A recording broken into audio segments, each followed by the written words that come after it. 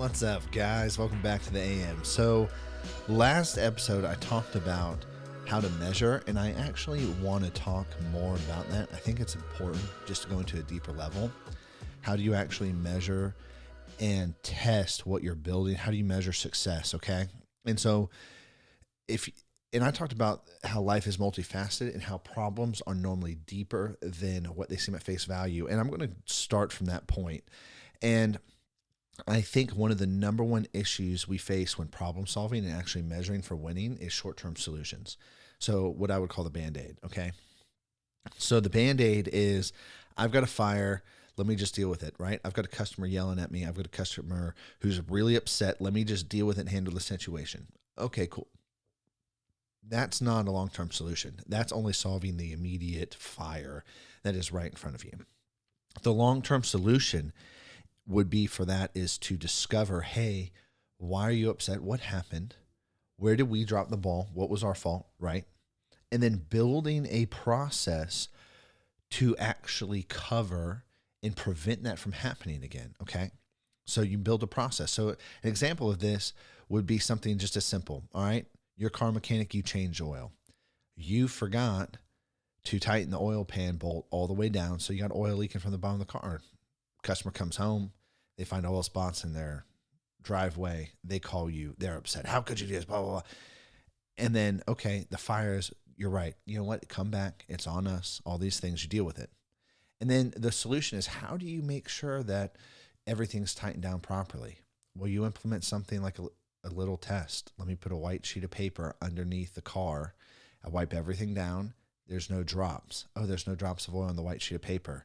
You sign off on it. Your assistant mechanic signs off on it because he sees it too. He's like, cool, we know that the bolt was tight and we know that there's no leaks. And so here you go. You hand that to the customer with their receipt and say, hey, this is our white paper test to show you that we tightened the bolt down so you don't have to worry about anything. That process right there solves people from being upset if you have a habitual problem of not tightening that oil pan bolt down. And that's what I'm talking about. The Band-Aid is, okay, cool, you come back in, we'll take care of it for you, and we'll take care of you and treat you right. The second part is actually building a solution to keep those things from being prevented. It's interesting because churn in customer base is created from lack of customer service and poor customer journey.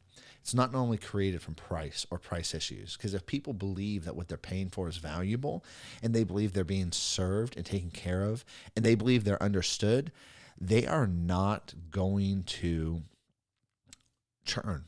They'll keep your services, they'll keep your product, they'll keep you, and they'll continue to partner with you if they believe those things in their lives are met. And if you think about anything that you're paying for, the moment that you stop paying for something is the moment you believe it's no longer valuable to your life, or you have a bad customer experience, right?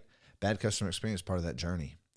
And so it's interesting because if you focus on those two things and you focus on actually really providing a solution to prevent things that cause a poor customer experience or prevent a drop in value, you're going to maintain what you've built and you're going to maintain loyalty within your customers. Think about it. That's how restaurants work, right?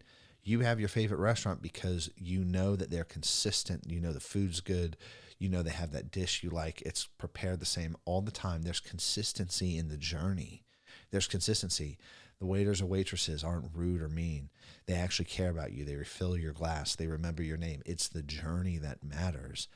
And you'll go back to that place and eat there again.